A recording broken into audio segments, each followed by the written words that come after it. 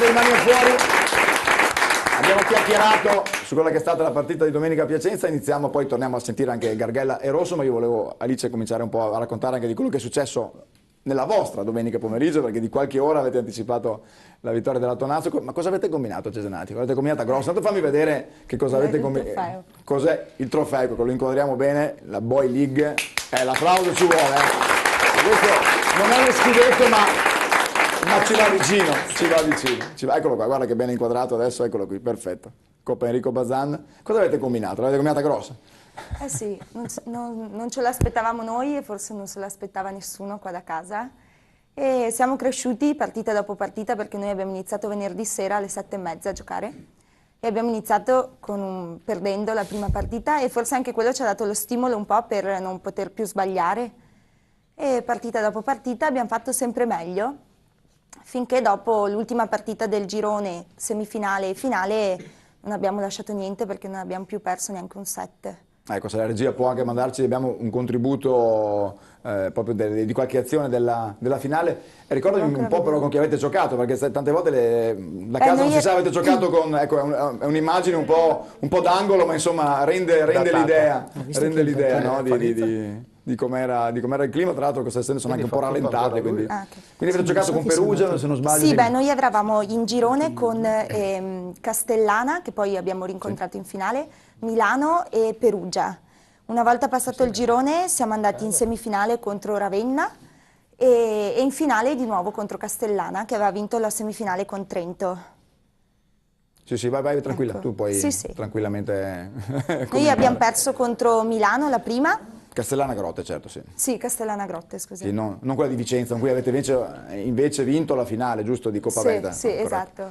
Quindi. Diciamo che non abbiamo un bel rapporto con Castellana, sia uno che l'altro. Vai, no, tu non devi guardare la partita, tu devi sono curiosa. Ah, sei curiosa, ma guarda perché non le ho più viste io. E non le hai più viste? Beh, allora ti stiamo facendo un bel regalo, dai. Esatto, sì, perché anche ieri quando qualcuno mi ha detto ma come avete finito, come avete fatto, perché chi ci guardava da casa eravamo arrivati 23 pari e io non mi ricordavo più, la penultima mi ricordavo perché abbiamo chiamato formazione e hanno sbagliato battuta. Tra l'altro era in battuta credo anche il loro più forte che batteva in salto, spin, che ci poteva mettere in difficoltà, invece ha sbagliato, quindi ci ha fatto un po' questo regalo.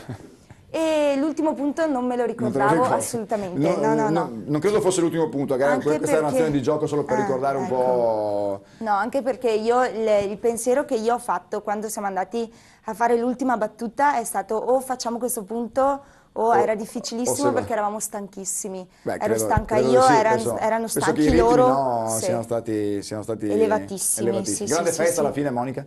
Certo, bella soddisfazione, no? Per la società, anche perché state lavorando tantissimo. Decisamente, anche perché negli anni ci siamo andati più volte vicino, ormai è da un po' di anni che partecipiamo alla fase finale della Boy League, ma non eravamo mai arrivati così in alto.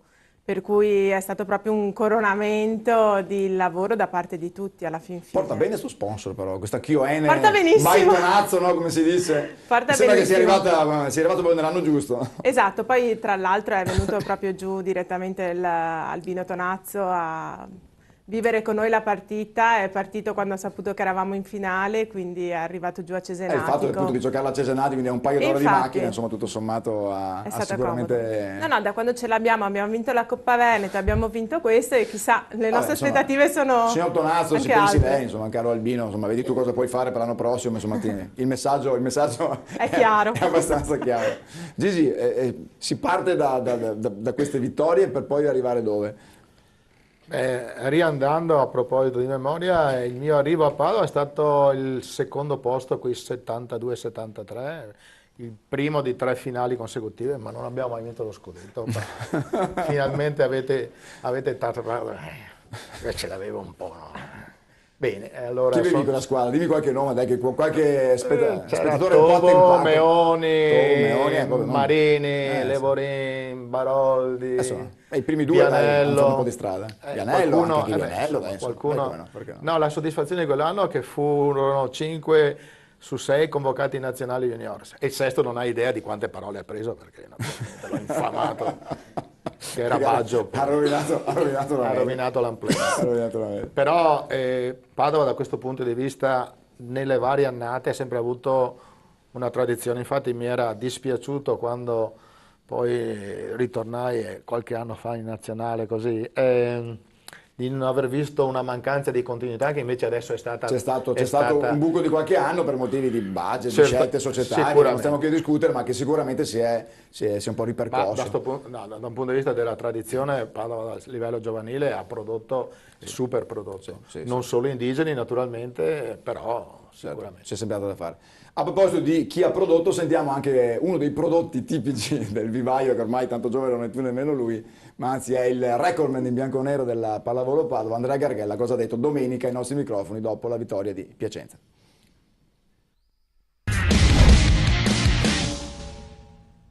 Per Padova 3 punti fondamentali. Sì, volevano tutti questi 3 punti per la classifica, sono 2 adesso le partite che ci mancano, vediamo di farne ancora un altro po' e chiudere l'anno in bellezza. Per quanto riguarda Padova, oggi forse ha avuto la reazione nei momenti decisivi, cosa che invece era mancata in altre gare. Sì, questi vantaggi abbiamo visto insomma, che possiamo giocarcela ad alto livello, perché da un certo punto in poi della partita è diventata veramente di alto livello, con bellissimi scambi e abbiamo dimostrato di essercela grande. Ricordi di Piacenza? Ricordi di Piacenza, c'è quella famosa salvezza ottenuta su questo campo con una squadra, la loro, che lottava per lo scudetto in quegli anni. È sempre bello tornare qua con bei ricordi, se poi ci vinci è ancora più bello. Grazie, bocca al lupo. Crepi. Valerio, fa un po' specie vedere Piacenza però fuori dai playoff, adesso al di là di tutto quello che può essere successo quest'anno, vicissitudi societari, tutto quello che vuoi, però insomma fuori dalle prime 8 una squadra di questo lignaggio fa un po' specie, no? Sì, anche perché insomma credo che siano partiti con altri obiettivi, poi hanno avuto un po' di problemi finanziari a quanto si capisce, insomma, per cui hanno ceduto anche dei pezzi importanti della loro squadra. Sì, è una squadra che sicuramente ha dei nomi molto importanti, molto importanti e che insomma possono fare ancora la differenza in certi momenti, probabilmente come per dire, noi siamo più familiari, immagino, a lottare sulla bassa classifica, quindi remare ogni partita, per loro probabilmente non è neanche così semplice gestire questo tipo di situazioni a cui probabilmente non sono abituati, insomma. Valerio, cos'è che ti ha dato più soddisfazione in questi mesi di lavoro? Perché insomma, voglio dire, stiamo tante volte magari un po' sottovalutando, voi veramente state lavorando tanto, cioè io credo che il doppio allenamento sia ormai quasi una quotidianità nel tuo programma. Sì, allora, la cosa dove sicuramente siamo cresciuti di più è che giochiamo più o meno, diciamo che il nostro canovaccio di gioco è rimasto lo stesso anche quello dello scorso anno, tutto sommato, no? Solo che rispetto all'inizio dell'anno stiamo gestendo meglio alcuni tipi di situazioni e tendenzialmente sbagliamo molto meno e quindi questo alla fine ha portato qualche risultato in più, qualche vantaggio in più. E poi devo dire che effettivamente insomma, ho la fortuna di allenare un gruppo che ha un alto grado di allenabilità, diciamo così, cioè nel senso che è un gruppo che lavora bene, tendenzialmente senza grossi problemi, dandoci dentro sempre, per cui questo ovviamente agevola il nostro lavoro di tecnici è molto agevolato dal fatto che c'è grande disponibilità da parte dei giocatori, insomma. Gigi, hai avuto, immagino di sì, squadre ad alto contenuto di allenabilità, che è una parola difficile da dire ma molto bella secondo me. Sì, la cosa secondo me più importante quando si prende un gruppo, deve gestire un gruppo è far capire a ognuno singolarmente nel contesto di sfruttare appieno le proprie abilità, quello che io chiamo il proprio talento. Se tu riesci a mettere insieme questo, allora l'allenabilità a cui accenna Valerio è alta ed è praticamente facile allenare. Cioè, di fatto basterebbe, io identifico gli esercizi, non è che devi fare 40.000 tipologie di esercizi, basta chiamarlo Mario, Tony, Menego, come vuoi, sanno che quello è l'esercizio e sanno quali sono i contenuti, sanno quali sono gli obiettivi sia individuali sia da un punto di vista collettivo. A quel punto devi solo stare attento che non scappi qualcuno ogni tanto, però il resto è... E l'altra cosa importante è che il tutto deve essere all'interno di un contesto che noi allenatori siamo responsabili della temperatura in palestra. la società è responsabile della temperatura fuori dalla palestra, che è importante anche quella. Quanto allenabili sono i tuoi ragazzi, Alice? A proposito, perché qui abbiamo due professori, no? Io dico di pallavolo, tu che sei molto più giovane invece, che stai tra l'altro con grande successo iniziando questa carriera, quanto allenabili sono i tuoi ragazzi? Tantissimo, Sì? tantissimo. Io sto lottando un po' ultimamente proprio su questa cosa qua, perché la cosa bella di avere dei ragazzi comunque che hanno del talento e che comunque possono migliorare tanto è che è bello averli perché riesci ad avere un buon livello in palestra.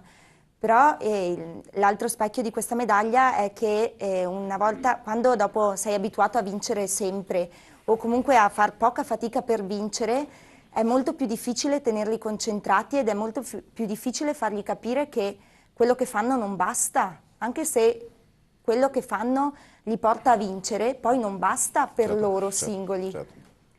E io sto lottando su questo e ci ho lottato anche prima di partire e anche quando ero là.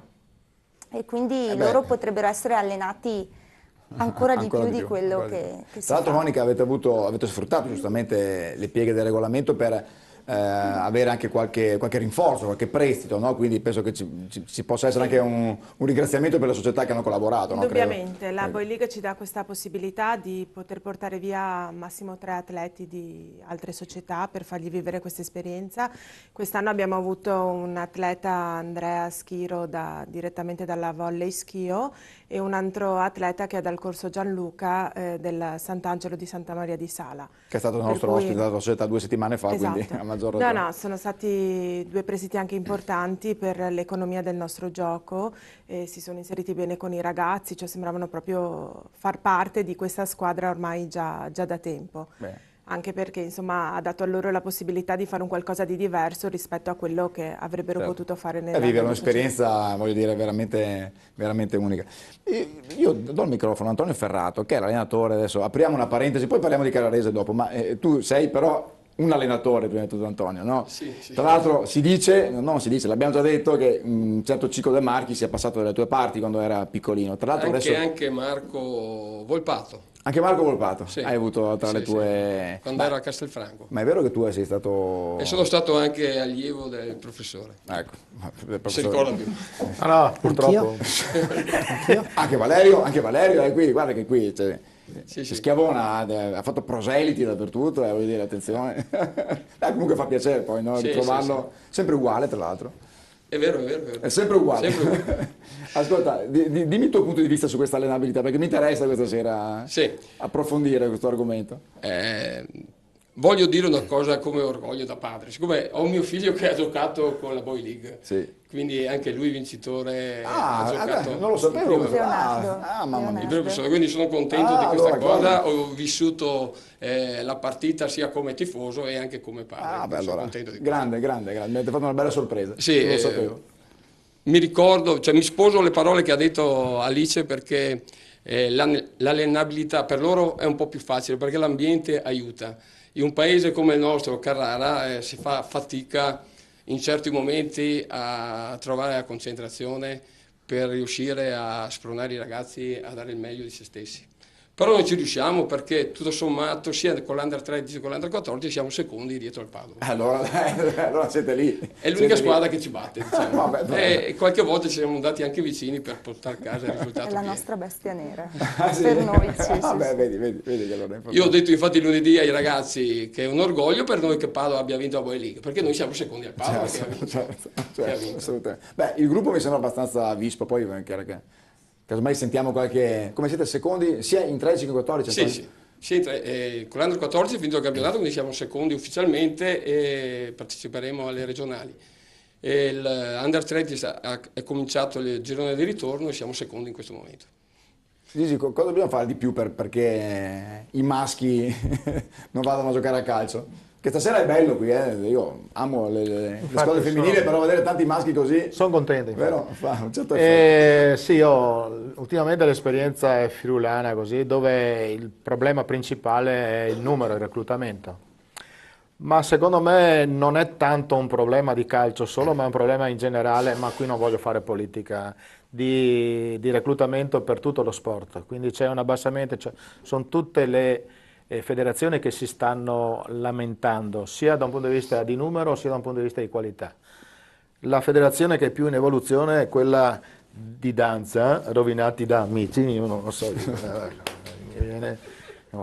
va bene, lasciamo perdere, non voglio fare pubblicità negativa per nessuna. E secondo me il problema principale è quello. Ci metto una piccola cosa, visto che ci sono tatini. Tu pensa a tutti quelli che fanno danza, che stasera stanno guardando, come si arrabbiano. Ma ci mancherebbe altro. Ma da un punto di vista coordinativo è perfetto, perché quando poi vedono la palla non si sa cosa sia questo oggetto, questo UFO che va in giro.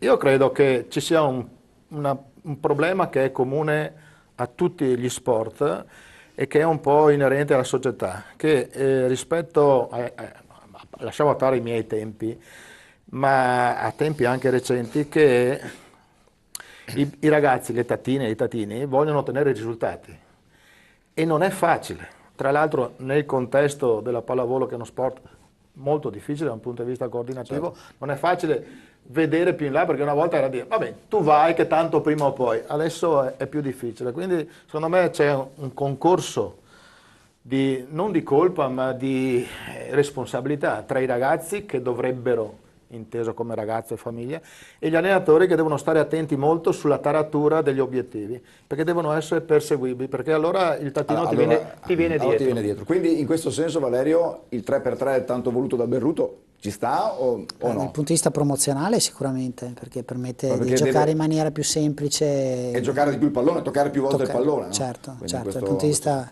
promozionale sicuramente, dal punto di vista didattico anche ha una sua valenza. Sicuramente chi è abituato, che gioca magari a pallavolo, come immagino possa essere una squadra così, a giocare 6 contro 6, che è già in grado di gestire il campo grande, magari giocare 3 contro 3, possono fare quello come quell'altro, insomma, voglio dire, possono fare entrambe le cose. Dice, voi avete 3 contro 3 quest'anno ancora? Sì, lo iniziamo domenica questa. Ci sono dei concentramenti, come funziona? Sì, funziona che ci sono 2 concentramenti, il primo questa domenica, il secondo il 12 aprile. Finiti questi 2 concentramenti viene stilata una classifica e le prime 8 vanno a fare la finale provinciale. Dopo dalla finale provinciale si va alla finale regionale e poi le finali nazionali. Chiudiamo questa prima parte sentendo anche le parole di Mattia Rosso dopo la partita di domenica con Piacenza, il capitano, che tra l'altro è stato uno dei migliori della partita. Prego la regia. Mattia Rosso, una vittoria importantissima, 3 punti pieni nel campo di Piacenza, questa volta la reazione di Padova c'è stata. Sì, direi una bella partita, i primi 2 set siamo stati praticamente impeccabili, veramente fatico a ricordare una partita così perfetta da parte nostra, abbiamo sbagliato pochissimo e abbiamo fatto un gioco veramente efficiente. Dopo forse c'è stato un calo un po' fisiologico, insomma in contemporanea una loro crescita. E la partita dopo si è messa equilibrata, però siamo stati bravi adesso sul finale di gara a chiudere le palle decisive. 3 punti importantissimi anche in virtù della classifica, che ormai siamo a 3 giornate dalla fine, un'occhiata gliela si dà. Sicuramente per noi noi viviamo queste partite, quella di oggi, le ultime 2 come finali, puntiamo a tenerci più squadre possibili dietro di noi. Adesso non so come sono andate le altre gare, comunque per noi questi 3 punti sono veramente vitali. Prossime 2 sfide, cosa ti aspetti da parte di Padova?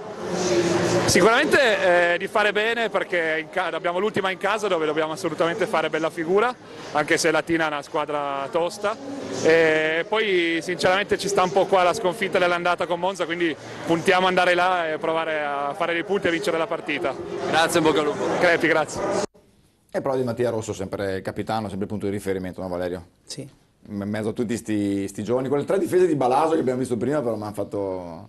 Balaso ha fatto una partita, adesso che spero che non mi senta, ma straordinaria domenica, perché a parte in difesa, parlavo con lui, insomma, certe situazioni di ricezione che prima magari soffriva di più, adesso riesce a gestire un pochettino meglio, quindi bene, molto bene.